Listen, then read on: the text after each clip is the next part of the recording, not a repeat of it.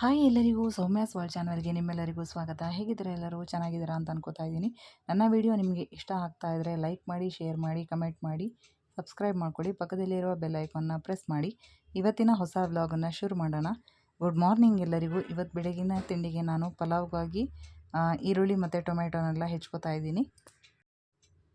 ರಾತ್ರಿಯೇ ಪಲಾವ್ಗೆಲ್ಲ ತರಕಾರಿನೆಲ್ಲ ಹೆಚ್ಚಿ ಇಟ್ಕೊಂಡಿದ್ದೆ. ಹಾಗೆ ಸೊಪ್ಪು ಏನೆಲ್ಲ ಬೇಕು ಅದನ್ನೆಲ್ಲ ಕೂಡ ರೆಡಿ ಮಾಡಿ ಇಟ್ಕೊಂಡಿದ್ದೀನಿ. ಇವಾಗ ಬೆಳಿಗ್ಗೆ ಎದ್ದು ಬರೀ ಟೊಮೆಟೊ ಮತ್ತು ಈರುಳ್ಳಿನ ಹೆಚ್ಕೊಂಡಿದ್ದೀನಿ ಅಷ್ಟೇ. ಕುಕ್ಕರಲ್ಲಿ ಸ್ವಲ್ಪ ನೀರಿತ್ತು, ಹಾಗಾಗಿ ಒಲೆ ಹಚ್ಬಿಟ್ಟು ಕುಕ್ಕರ್ ಇಟ್ಕೋತಾ ಇದ್ದೀನಿ. ಅದು ನೀರು ಡ್ರೈ ಆಗೋದ್ರೊಳಗೆ ನಾನು ಉಳಿದಿರೋ ಐಟಮ್ನೆಲ್ಲ ರುಬ್ಕೊಂಡು ಬರೋಣ ಅಂತ. ನಾನು ರಾತ್ರಿಯೇ ಎಲ್ಲ ಸೊಪ್ಪೆಲ್ಲ ತೊಳೆದು ಎಲ್ಲ ಕ್ಲೀನ್ ಮಾಡಿಟ್ಟಿದ್ದೆ. ಇದಕ್ಕೆ 1 ಇಂಚು ಶುಂಠಿ, ಬೆಳ್ಳುಳ್ಳಿ, ಹಾಗೆ ಚಕ್ಕೆ, ಲವಂಗ, ಏಲಕ್ಕಿ ಎಲ್ಲ ಹಾಕ್ಕೊಂಡಿದ್ದೀನಿ. ಹಾಗೆ ಗೋಡಂಬಿನ ಹಾಕ್ಕೋತಾ ಇದ್ದೀನಿ. ಅದು ಟೇಸ್ಟ್ ಸ್ವಲ್ಪ ರಿಚ್ಚಾಗಿ ಚೆನ್ನಾಗಿ ಬರುತ್ತೆ. ಹಾಗಾಗಿ ಸ್ವಲ್ಪ ಕಾಯಿ ತುರಿನೂ ಕೂಡ ಹಾಕ್ಕೊಂಡಿದ್ದೀನಿ ರುಬ್ಕೊಳ್ಳೋಕ್ಕೆ. ಇಲ್ಲಿ ಬಟಾಣಿ ತಂದಿದ್ದಿರಲಿಲ್ಲ, ಹಾಗಾಗಿ ಬಟಾಣಿ ಹಾಕ್ಕೊತಾ ಇಲ್ಲ. ಅದ್ರ ಬದಲಾಗಿ ಗೋಡಂಬಿನ ಯೂಸ್ ಮಾಡ್ಕೋತಾ ಇದ್ದೀನಿ. ಅದು ಕೂಡ ಟೇಸ್ಟ್ ತುಂಬ ಚೆನ್ನಾಗಿ ಬರುತ್ತೆ. ಮಧ್ಯೆ ಬಟಾಣಿ ಇದ್ದರೆ ಇನ್ನೂ ಟೇಸ್ಟ್ ಚೆನ್ನಾಗಿರುತ್ತೆ ಬಾಯಿಗೆ ಸಿಗ್ತಾ ಇದ್ದರೆ. ಆದರೆ ಬಟಾಣಿ ತಂದಿದ್ದಿರಲಿಲ್ಲ, ಹಾಗಾಗಿ ಅದ್ರ ಬದಲಿಗೆ ನಾನು ಇಲ್ಲಿ ಗೋಡಂಬಿನ ಹಾಕ್ಕೊಂಡಿದ್ದೀನಿ. ಕುಕ್ಕರ್ಗೆ ಎಣ್ಣೆ ಹಾಕಿದ್ದೀನಿ. ಒಂದು ಸಣ್ಣ ಚಕ್ಕೆ ಹಾಕಿದ್ದೀನಿ. ಹಾಗೆ ಒಂದು ಪಲಾವ್ ಎಲೆ ಹಾಕ್ಕೊಂಡಿದ್ದೀನಿ. ಇಲ್ಲಿ ಒಂದು ಮೀಡಿಯಮ್ ಸೈಜ್ ಈರುಳ್ಳಿನ ಕಟ್ ಮಾಡಿ ಹಾಕ್ಕೊಂಡಿದ್ದೀನಿ. ಇದು ಸ್ವಲ್ಪ ಟ್ರಾನ್ಸ್ಪರೆಂಟ್ ಆಗೋ ತನಕ ಫ್ರೈ ಮಾಡ್ಕೋತೀನಿ. ಈರುಳ್ಳಿ ಹಸಿ ವಾಸನೆ ಹೋಗೋ ತನಕ ಫ್ರೈ ಮಾಡಿದ್ರೆ ಟೇಸ್ಟ್ ಚೆನ್ನಾಗಿರುತ್ತೆ. ಹಾಗೆ ನಾನು ಆವಾಗಲೇ ಹೇಳಿದಾಗೆ ಬಟಾಣಿನ ಹಾಕೋತಾ ಇಲ್ಲ, ಯಾಕಂದರೆ ಬಟಾಣಿ ಇರಲಿಲ್ಲ. ಇಲ್ಲಿ ಗೋಡಂಬಿನ ಹಾಕಿ ಫ್ರೈ ಮಾಡ್ಕೋತಾ ಇದ್ದೀನಿ. ಇಲ್ಲಿ ಬೀನ್ಸ್ ಮತ್ತು ಕ್ಯಾರೆಟನ್ನು ಹಾಕೋತಾ ಇದ್ದೀನಿ. ಸ್ವಲ್ಪ ಜಾಸ್ತಿನೇ ಹಾಕೋತಾ ಇದ್ದೀನಿ. ಟೇಸ್ಟ್ ತುಂಬ ಚೆನ್ನಾಗಿರುತ್ತೆ. ವೆಜಿಟೇಬಲ್ನ ಎಣ್ಣೆಯಲ್ಲಿ ಸ್ವಲ್ಪ ಫ್ರೈ ಮಾಡಿಕೊಂಡ್ರೆ ಅದೊಂಥರ ಕ್ರಂಚಿನೆಸ್ ಚೆನ್ನಾಗಿರುತ್ತೆ. ಇಲ್ಲಿದ್ರೆ ಎಲ್ಲ ಮುದ್ದೆ ಥರ ಆಗುತ್ತೆ ವೆಜಿಟೇಬಲು. ಹಾಗಾಗಿ ನಾನು ಸ್ವಲ್ಪ ಜಾಸ್ತಿ ಫ್ರೈ ಮಾಡ್ಕೋತಾ ಇದ್ದೀನಿ ಎಣ್ಣೆಯಲ್ಲೇ. ಇವಾಗ ಇದಕ್ಕೆ ಮೀಡಿಯಮ್ ಸೈಜ್ ಒಂದು ಟೊಮೆಟೊನ ಹಾಕ್ಕೊಂಡಿದ್ದೀನಿ. ಅದನ್ನು ಚೆನ್ನಾಗಿ ಫ್ರೈ ಮಾಡ್ಕೋತಾ ಇದ್ದೀನಿ.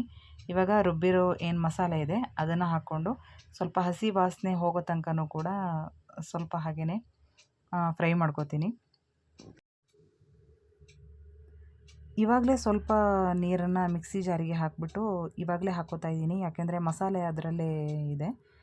ಹಾಗಾಗಿ ನೀರನ್ನು ಆಮೇಲೆ ಹಾಕ್ಕೊಳ್ಳೋಕೆ ಹೋದರೆ ಅದು ಮಸಾಲೆ ಅರ್ಧ ಬೆಂದಿರುತ್ತೆ, ಅರ್ಧ ಹಸಿ ಇರುತ್ತೆ, ಆ ಥರ ಸ್ಮೆಲ್ ಬರುತ್ತೆ.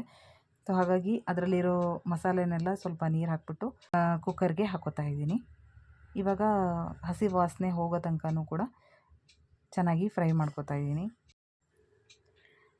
ಇದಕ್ಕೆ ನಾನು ರುಬ್ಬಬೇಕಾದ್ರೇ ಚಕ್ಕೆ, ಲವಂಗ, ಏಲಕ್ಕಿ ಎಲ್ಲ ಹಾಕ್ಕೊಂಡಿದ್ದೆ. ಆದರೂ ಕೂಡ ಒಂದು 1/4 ಚಮಚದಷ್ಟು ಗರಂ ಮಸಾಲೆ ಪೌಡ್ರನ್ನ ಹಾಕ್ಕೊಂಡಿದ್ದೀನಿ.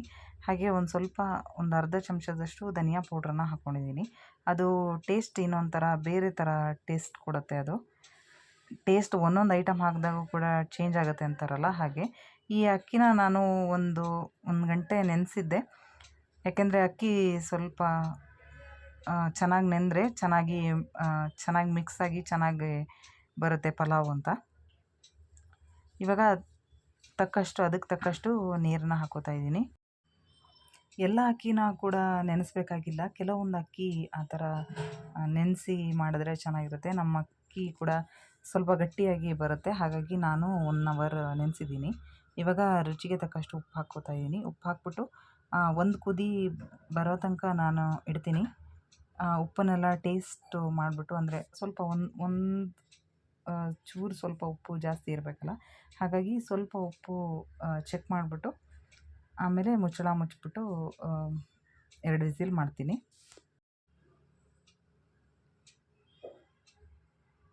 ಇದು ಚೆನ್ನಾಗಿ ಕುದೀತಾ ಇದೆ.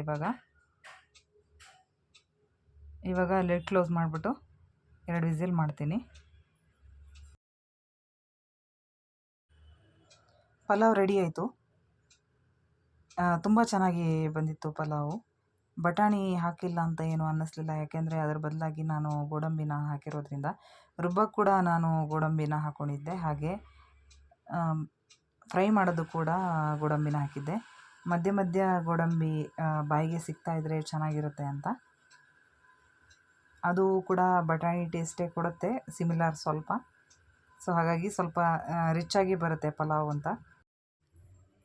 ತಿಂಡಿ ಎಲ್ಲ ಮುಗಿಸಿ ಆಯಿತು, ಹಾಗೆ ಮನೆ ಕೆಲಸ ಎಲ್ಲ ಮುಗೀತು. ಈಗ ದೇವ್ರ ಪೂಜೆ ಮಾಡೋಣ ಅಂತ ಸ್ನಾನ ಮಾಡಿಕೊಂಡು ದೇವ್ರ ಮನೆ ಎಲ್ಲ ಕ್ಲೀನ್ ಮಾಡ್ಕೊತಾ ಇದ್ದೀನಿ. ಈಗ ಮಳೆಗಾಲ ಆದರೂ ಕೂಡ ಎಷ್ಟೊಂದು ಸೆಕೆ ಇದೆ ಅಂದರೆ, ಬೇಸಿಗೆಗಾಲದಲ್ಲಿ ಬಿಸಿಲಿಗೆ ಸೆಕೆ ಆಗುತ್ತಲ್ಲ, ಆ ಥರ ಸೆಕೆ ಆಗ್ತಾಯಿದೆ. ಮಳೆಯೆಲ್ಲ ಹೋಯಿತು ಅಂತ ಅನ್ಕೋತಾ ಇದ್ದೆ. ಇಷ್ಟೊಂದು ಸೆಕೆ ಆಗ್ತಿದೆ ಅಂದರೆ ನನಗನ್ಸುತ್ತೆ ಮಳೆ ಬರ್ಬೋದೇನೋ ಅಂತ ಅನಿಸುತ್ತೆ, ಗೊತ್ತಿಲ್ಲ. ಹೊರಗಡೆ ಎಷ್ಟೊಂದು ಬಿಸಿಲಿದೆ ಅಂದರೆ ದೇವ್ರ ಮನೆ ಕೂಡ ಅಷ್ಟೊಂದು ಚೆನ್ನಾಗಿ ಕಾಣಿಸ್ತಾ ಇದೆ, ಬ್ರೈಟಾಗಿ. ಈ ಟೈಮಲ್ಲೆಲ್ಲ ಮಳೆ ಬರ್ತಾ ಇರ್ತಿತ್ತು ಹೋದ ವರ್ಷ. ಈ ವರ್ಷವೇ ಇಷ್ಟೊಂದು ಸೆಕೆ ಆಗ್ತಾ ಇರೋದು ನನಗೆ ಗೊತ್ತಿರೋ ಹಾಗೆ.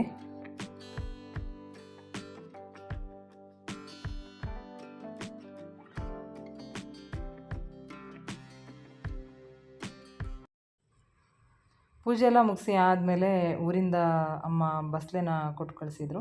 ಬಸಳೆ ಸಾಂಬಾರು ಮಾಡೋಣ ಅಂತ ಅದನ್ನೆಲ್ಲ ಕ್ಲೀನ್ ಮಾಡಿಬಿಟ್ಟು ಎಲೆನೆಲ್ಲ ಕಟ್ ಮಾಡ್ಕೋತಾ ಇದ್ದೀನಿ. ಊರಿನ ಬಸಳೆದು ಟೇಸ್ಟೇ ಬೇರೆ ಥರ ಇರುತ್ತೆ. ಇಲ್ಲಿನ ಬಸಳೆ ಸಿಗುತ್ತೆ, ಆದರೆ ಇಲ್ಲಿನ ಬಸಳೆ ಟೇಸ್ಟೇ ಬೇರೆ. ನಮ್ಮ ಊರಿಂದ ತಂದಿರೋ ಬಸಳೆದ ಟೇಸ್ಟೇ ಬೇರೆ ಇದೆ. ನಾನು ಯಾವಾಗಲೂ ಚಿಕನಿಂದ ತಿಂದು ಅಭ್ಯಾಸ ಇದೆ ಅಲ್ವಾ, ಹಾಗಾಗಿ.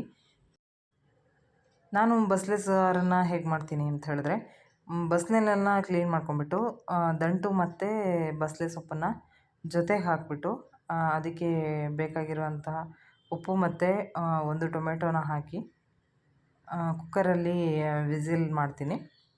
3 ವಿಸಿಲ್ ಮಾಡಿದ್ರೆ ಅದು ದಂಟು, ಸೊಪ್ಪು ಹಾಗೆ ಉಪ್ಪು, ಟೊಮೆಟೊ ಎಲ್ಲ ಚೆನ್ನಾಗಿ ಹೊಂದ್ಕೊಂಡು ಚೆನ್ನಾಗಿ ಬೇಯುತ್ತೆ. ದಂಟಿಗೆ ಕೂಡ ಉಪ್ಪು ತಾಗಬೇಕಲ್ವ, ಹಾಗೆ ಪಾತ್ರದಲ್ಲಿ ಬೇಯಿಸಿದರೂ ಕೂಡ ಆಗುತ್ತೆ, ಆದರೆ ತುಂಬ ಹೊತ್ತು ತೊಗೊಳುತ್ತೆ. ಇದು ಸ್ವಲ್ಪ ಕ್ವಿಕ್ಕಾಗಿ ಬೇಗ ಆಗುತ್ತೆ ಅಂತ. ಸಾಮಾನ್ಯವಾಗಿ ನಾನು ತರಕಾರಿ ಸಾಂಬಾರಿಗೆಲ್ಲ ತೊಗರಿಬೇಳೆ ಮಾತ್ರ ಹಾಕ್ತಿದ್ದೆ. ಬಸಳೆ ಸಾಂಬಾರಿಗೆ ಮಾತ್ರ ನಾನು ಹೆಸರು ಕಾಳು ಮತ್ತು ತೊಗರಿಬೇಳೆನ ಮಿಕ್ಸ್ ಮಾಡಿ ಹಾಕ್ಕೊಂಡಿದ್ದೀನಿ. ಇದಕ್ಕೆ ತೊಗರಿಬೇಳೆ ಮತ್ತು ಹೆಸರು ಬೇಳೆ ಇಲ್ಲದೇ ಬರೀ ಹಸಿ ಬಟಾಣಿನೂ ಹಾಕ್ಕೋಬೋದು. ಇಲ್ಲದಿದ್ದರೆ ಒಣಗಿರೋದು ನೆನೆಸಿ ಕೂಡ ಅದನ್ನು ಕೂಡ ಹಾಕ್ಕೋಬೋದು. ಅದು ಟೇಸ್ಟ್ ಬೇರೆ ಥರ ಕೊಡುತ್ತೆ. ಇಲ್ಲಿ ನಾನು ರುಚಿಗೆ ತಕ್ಕಷ್ಟು ಉಪ್ಪು ಎಲ್ಲ ದಂಟಿಗೆಲ್ಲ ಹಿಡಿಬೇಕಲ್ಲ, ಹಾಗಾಗಿ ಅದನ್ನು ಹಾಕ್ಬಿಟ್ಟು 3 ವಿಸಿಲ್ ಮಾಡ್ತಾಯಿದ್ದೀನಿ. ಕುಕ್ಕರ್ ವಿಸಿಲ್ ಆಗೋದ್ರೊಳಗಡೆ ಇಲ್ಲಿ ಮಸಾಲೆನ ರೆಡಿ ಮಾಡ್ಕೊತಾ ಇದ್ದೀನಿ. ಇದಕ್ಕೆ ತೆಂಗಿನಕಾಯಿ ತುರಿನ ನಾನು ಯಾವಾಗಲೂ ಹಾಕಿರ್ತೀನಿ. ನಾನು ಮಸಾಲೆನ ಇದೇ ಥರ ಮಾಡೋದು: ತೆಂಗಿನಕಾಯಿ ತುರಿ, ಆಮೇಲೆ ಬ್ಯಾಡಗಿ ಮೆಣಸು, ಧನಿಯಾ, ಜೀರಿಗೆ, ಆಮೇಲೆ ಮೆಂತ್ಯಕಾಳು ಬೇಕಿದ್ದರೆ ಹಾಕ್ಕೋಬೋದು. ಆಮೇಲೆ ಕಾಳು ಮೆಣಸನ್ನು ಒಂದು 4ರಿಂದ 5 ಹಾಕ್ಕೋತೀನಿ. ಅದು ಟೇಸ್ಟ್ ಚೆನ್ನಾಗಿ ಕೊಡುತ್ತೆ. ಮತ್ತು ಬಸಳೆ ಸ್ವಲ್ಪ ಆ್ಯಸಿಡಿಟಿ ಅಂತ ಹೇಳ್ತಾರೆ, ಸೊ ಹಾಗಾಗಿ ಕಾಳು ಮೆಣಸನ್ನು ಹಾಕ್ಕೋತಾ ಇದ್ದೀನಿ. ಅದು ಸ್ವಲ್ಪ ಟೇಸ್ಟು ಚೇಂಜ್ ಆಗುತ್ತೆ, ಆಮೇಲೆ ಆ್ಯಸಿಡಿಟಿನ ಸ್ವಲ್ಪ ಕಡಿಮೆ ಕೂಡ ಮಾಡುತ್ತೆ. ಹಾಗಾಗಿ ನಾನು ಯಾವಾಗಲೂ ವೆಜಿಟೇಬಲ್ ಸಾಂಬಾರು ಮಾಡಬೇಕಾದ್ರೆ ಧನಿಯಾಕಾಳು ಮತ್ತು ಜೀರಿಗೆನ ಸಮ ಪ್ರಮಾಣದಲ್ಲಿ ಹಾಕ್ತೀನಿ. ಆದರೆ ಬಸಳೆ ಸಾರಿಗೆ ಮಾತ್ರ ನಾನು ಸ್ವಲ್ಪ ಜೀರಿಗೆನ ಜಾಸ್ತಿ ಹಾಕ್ಕೋತಾ ಇದ್ದೀನಿ. ಸ್ವಲ್ಪ ಅರಿಶಿನ ಹಾಕ್ಬಿಟ್ಟು ಆಮೇಲೆ ಅದಕ್ಕೆ ರುಬ್ಬೋದಕ್ಕೆ ಎಷ್ಟು ನೀರು ಬೇಕೋ ಅಷ್ಟು ನೀರು ಹಾಕ್ಕೊಂಡು ನುಣ್ಣಗೆ ರುಬ್ಕೊಂಡ್ರೆ ಆಯಿತು. ಇದು ಮಸಾಲೆ ರೆಡಿ ಆಗುತ್ತೆ. ಸಾಮಾನ್ಯವಾಗಿ ಬರೀ ಸೊಪ್ಪನ್ನು ಯಾರೂ ಅಷ್ಟು ಇಷ್ಟಪಡೋದಿಲ್ಲ, ಆದರೆ ಬಸಳೆ ಸೊಪ್ಪು ಮತ್ತು ದಂಟು ಎರಡೂ ಜೊತೆಗೆ ಹಾಕ್ಬಿಟ್ಟು ಎರಡೂ ಕೂಡ ಚೆನ್ನಾಗಿರುತ್ತೆ ಟೇಸ್ಟು. ಜೊತೆಗೆ ಹಾಕ್ಬಿಟ್ಟು ಹೆಸರು ಕಾಳನ್ನು ಮತ್ತು ತೊಗರಿಬೇಳೆನ ಹಾಕ್ಬಿಟ್ಟು ಸಾಂಬಾರು ಮಾಡಿದ್ರೆ ತುಂಬ ಟೇಸ್ಟ್ ಚೆನ್ನಾಗಿರುತ್ತೆ. ಒಂಥರ ಡಿಫ್ರೆಂಟಾಗಿ ಬೇರೆ ಥರನೇ ಇರುತ್ತೆ. ಇವಾಗ ವಿಸಿಲ್ ಆಗಿದೆ, ಎಲ್ಲ ಕೂಡ ಬೇಳೆ ದಂಟು ಎಲ್ಲ ತುಂಬ ಚೆನ್ನಾಗಿ ಬೆಂದಿದೆ. ನಾನು 3 ವಿಸಿಲ್ ಮಾಡ್ತೀನಿ, ಯಾಕೆಂದರೆ ದಂಟು ಬೇಯೋದಕ್ಕೆ ಸ್ವಲ್ಪ ಟೈಮ್ ತೊಗೊಳುತ್ತೆ. ಹಾಗಾಗಿ ಇವಾಗ ರುಬ್ಬಿರೋ ಮಸಾಲೆನ ಅದಕ್ಕೆ ಹಾಕ್ಬಿಟ್ಟು ಎಷ್ಟು ನೀರು ಬೇಕೋ ಅಷ್ಟು ಹಾಕಿ ರುಚಿಗೆ ತಕ್ಕಷ್ಟು ಉಪ್ಪು ಹಾಕ್ಬಿಟ್ಟು, ಆವಾಗ ಬೇಯಬೇಕಾದ್ರೆ ಕೂಡ ನಾನು ದಂಟಿಗೆ ಉಪ್ಪು ಹಾಕಿದ್ದೀನಿ. ಇವಾಗ ಮಸಾಲೆಗೆ ಎಷ್ಟು ಉಪ್ಪು ಬೇಕೋ ಅಷ್ಟು ಉಪ್ಪನ್ನು ಹಾಕ್ಕೊಂಡು ಮಿಕ್ಸ್ ಮಾಡಿಕೊಂಡು ಅದು ಕುದಿ ಬಂದರೆ ಸಾಂಬಾರು ರೆಡಿ ಆಗುತ್ತೆ. ಸಾಂಬಾರು ಒಂದು ಕುದಿ ಬಂದರೆ ಸಾಂಬಾರು ರೆಡಿ ಆಗುತ್ತೆ. ಸೈಡ್ಸ್ಗೆ ಏನಾದರೂ ಪಲ್ಯ ಮಾಡ್ಕೊಳ್ಳೋಣ ಅಂತ ಆಲೂಗಡ್ಡೆ ಇತ್ತು, ಆಲೂಗಡ್ಡೆದು ಪಲ್ಯ ಮಾಡೋಣ ಅಂತ ನಾನು ಕಾಯಿ ತುರಿ ಎಲ್ಲ ಹಾಕ್ಬಿಟ್ಟು ಈರುಳ್ಳಿನ ಜಾಸ್ತಿ ಹಾಕ್ಬಿಟ್ಟು ಆಲೂಗಡ್ಡೆನ ಸ್ವಲ್ಪ ಕಡಿಮೆ ಹಾಕ್ಬಿಟ್ಟು ನಾನು ಪಲ್ಯ ಮಾಡ್ತಾಯಿದ್ದೀನಿ ಇಲ್ಲಿ. ನಾನು ಇವಾಗ ಮಾಡ್ತಾ ಇರೋದು ಆಲೂಗಡ್ಡೆ ಪಲ್ಯ. ಇದು ಬಾಯ್ಲ್ಡ್ ರೈಸ್ ಗಂಜಿ ಇರುತ್ತಲ್ವ, ಅದಕ್ಕೆ ಸೈಡ್ಸ್ಗೆ ತುಂಬ ಚೆನ್ನಾಗೇ ಇರುತ್ತೆ. ಇಲ್ಲದಿದ್ದರೆ ಬಿಸಿ ಅನ್ನಕ್ಕೆ ಬರೀ ಪಲ್ಯ ಇದ್ದರೆ ಕೂಡ ತುಂಬ ಚೆನ್ನಾಗಿರುತ್ತೆ ಟೇಸ್ಟು ಊಟ ಮಾಡೋದಕ್ಕೆ. ಸಾಂಬಾರೇ ಬೇಕಂತ ಏನಿಲ್ಲ. ಸ್ವಲ್ಪ ಡ್ರೈ ಥರ ಮಾಡ್ಕೊಳ್ಳೋ ಬದಲು ಸ್ವಲ್ಪ ನೀರು ಥರ ಮಾಡಿಕೊಂಡ್ರೆ ಇದು ಸಾಂಬಾರು ಥರನೂ ಆಗುತ್ತೆ, ಚೆನ್ನಾಗಿರುತ್ತೆ. ಆದರೆ ರುಬ್ಬಬೇಕಾದ್ರೆ ಮಾತ್ರ ಸ್ವಲ್ಪ ತರಿಯಾಗಿ ಕಾಯಿ ತುರಿನ ರುಬ್ಕೋಬೇಕಾಗತ್ತೆ ಅಷ್ಟೇ. ಆಲೂಗಡ್ಡೆ ಈರುಳ್ಳಿ ಎಲ್ಲ ಹೆಚ್ಚಿದ್ದಾಯಿತು. ಇವಾಗ ಅದನ್ನು ಬೇಯೋಕೆ ಇಡ್ತಾ ಇದ್ದೀನಿ. ಇಲ್ಲಿ ನೀರನ್ನು ಸ್ವಲ್ಪ ಜಾಸ್ತಿನೇ ಹಾಕೋತಾ ಇದ್ದೀನಿ, ಯಾಕಂದರೆ ಮಸಾಲೆ ಕೂಡ ಹಾಕೋದಿದೆ. ಹಾಗೆ ಆಲೂಗಡ್ಡೆ ಮತ್ತು ಈರುಳ್ಳಿ ಬೇಯಬೇಕಲ್ವ. ಈರುಳ್ಳಿ ಮತ್ತು ಆಲೂಗಡ್ಡೆ ಬೇಯೋದ್ರೊಳಗಡೆ ನಾನು ಮಸಾಲೆ ರೆಡಿ ಮಾಡ್ಕೋತಾ ಇದ್ದೀನಿ. ಇಲ್ಲಿ ತೆಂಗಿನಕಾಯಿ ತುರಿನ ಹಾಕೋತಾ ಇದ್ದೀನಿ. ಹಾಗೆ ಮೊನ್ನೆ ಪಲ್ಯದ ಪೌಡ್ರ್ ಮಾಡಿದ್ದೀನಲ್ವ, ಆ ಪಲ್ಯದ ಪೌಡ್ರು 2 ಸ್ಪೂನಷ್ಟು ಹಾಕೋತಾ ಇದ್ದೀನಿ. ಅದಕ್ಕೆ ಕಾಳುಮೆಣಸು ಪೌಡ್ರನ್ನ ಹಾಕೋತಾ ಇದ್ದೀನಿ. ಈ ಪಲ್ಯಕ್ಕೆ ಮಾತ್ರ ನಾನು ಕಾಳುಮೆಣಸು ಪೌಡ್ರನ್ನ ಯೂಸ್ ಮಾಡ್ತಿದ್ದೀನಿ. ಇಲ್ಲದಿದ್ದರೆ ಬರೀ ಪಲ್ಯದ ಪೌಡ್ರ್ ಮಾತ್ರ ಸಾಕಾಗುತ್ತೆ ಬೇರೆ ಪಲ್ಯ ಮಾಡೋದಿದ್ರೆ, ಬೀಟ್ರೂಟ್ ಪಲ್ಯ ಅಥವಾ ಸುವರ್ಣಗೆಡ್ಡೆ ಬೇರೆ ಯಾವುದಾದ್ರೂ ಪಲ್ಯ ಮಾಡೋದಿದ್ರೆ. ಇದು ಕಾಳುಮೆಣಸು ಪೌಡ್ರ್ ಹಾಕೋದ್ರಿಂದ ಟೇಸ್ಟ್ ಸ್ವಲ್ಪ ಬೇರೆ ಥರ ಚೇಂಜ್ ಆಗಿ ಚೆನ್ನಾಗಿರುತ್ತೆ. ಇಲ್ಲಿ ಈರುಳ್ಳಿ ಮತ್ತು ಆಲೂಗಡ್ಡೆ ಬೆಂದಿದೆ, ಕಲರ್ ಕೂಡ ಚೇಂಜ್ ಆಗಿದೆ, ಕಾಣಿಸ್ತಾ ಇರ್ಬೋದು ನಿಮಗೆ ಈರುಳ್ಳಿದು. ಇವಾಗ ರುಚಿಗೆ ತಕ್ಕಷ್ಟು ಉಪ್ಪನ್ನು ಫಸ್ಟೇ ಹಾಕೋತಾ ಇದ್ದೀನಿ.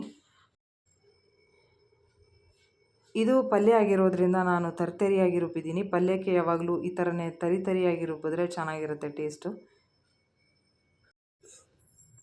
ರುಬ್ಬಿರೋ ಮಸಾಲೆನ ಇಲ್ಲಿ ಹಾಕೋತಾ ಇದ್ದೀನಿ. ಇದು ಚೆನ್ನಾಗಿ ಕುದಿಬೇಕಲ್ವ, ಹಾಗಾಗಿ ನಾನು ಲಿಡ್ ಕ್ಲೋಸ್ ಮಾಡಿಬಿಟ್ಟು ಚೆನ್ನಾಗಿ ಬೇಯೋಕ್ಕೆ ಬಿಡ್ತಾ ಇದ್ದೀನಿ.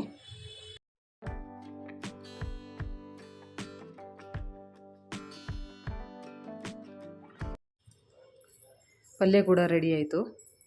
ನೀರು ಕೂಡ ಡ್ರೈ ಆಗ್ತಾಯಿದೆ. ಸ್ವಲ್ಪ ಕಲಿಸ್ಕೊಳ್ಳೋಕೆ ಏನಾದರೂ ಬೇಕು ಅಂತ ಹೇಳೋರು ಇಷ್ಟು ನೀರಿದ್ದರೆ ಕೂಡ ಚೆನ್ನಾಗಿರುತ್ತೆ ಟೇಸ್ಟು. ಇಲ್ಲಿದ್ರೆ ಫುಲ್ಲು ಪಲ್ಯ ಥರ ಡ್ರೈ ಥರ ಬೇಕು ಅಂತ ಹೇಳಿದ್ರೆ ಇನ್ನೂ ಸ್ವಲ್ಪ ಲಿಡ್ ಕ್ಲೋಸ್ ಮಾಡಿಬಿಟ್ಟು ಇನ್ನೂ ಜಾಸ್ತಿ ಇಡ್ಬೋದು. ನಾನು ಇಷ್ಟು ಸಾಕು ಅಂತ ಅನ್ನಿಸ್ತು ನನಗೆ, ಅದಕ್ಕೆ ನಾನು ಫ್ಲೇಮನ್ನು ಆಫ್ ಮಾಡ್ತಾಯಿದ್ದೀನಿ. ಇವತ್ತು ಊಟಕ್ಕೆ ನಮ್ಮ ಮನೇಲಿ ಬಾಯ್ಲ್ಡ್ ರೈಸ್, ಬಸಳೆ ಸಾರು, ಹಾಗೆ ಆಲೂಗಡ್ಡೆ ಪಲ್ಯ, ಅಮ್ಮ ಕಳಿಸಿರುವಂತಹ ಸೌತೆಕಾಯಿನ ಕಟ್ ಮಾಡ್ಕೊಂಡಿದ್ದೀನಿ. ಎಲ್ಲ ಮುಗಿಸಿ ಆದಮೇಲೆ ತುಂಬ ಸೆಕೆ ಇತ್ತು ಅಂತ ಹೇಳಿದ್ನಲ್ಲ, ಮಳೆ ಬರುತ್ತೆ ಅಂತ ಅನಿಸ್ತಿತ್ತು ಅಂತ ಹೇಳಿದ್ನಲ್ಲ, ಮಳೆ ಬಂತು. ಆ ಕ್ಲಿಪ್ಪಿಂಗ್ ನಿಮಗೋಸ್ಕರ ಹಾಕ್ತಾಯಿದ್ದೀನಿ ಇಲ್ಲಿ. ಈ ಒಂದು ಕ್ಲಿಪ್ಪಿಂಗ್ ಜೊತೆ ನನ್ನ ವಿಡಿಯೋ ಎಂಡ್ ಮಾಡ್ತಾಯಿದ್ದೀನಿ. ಬಾಯ್.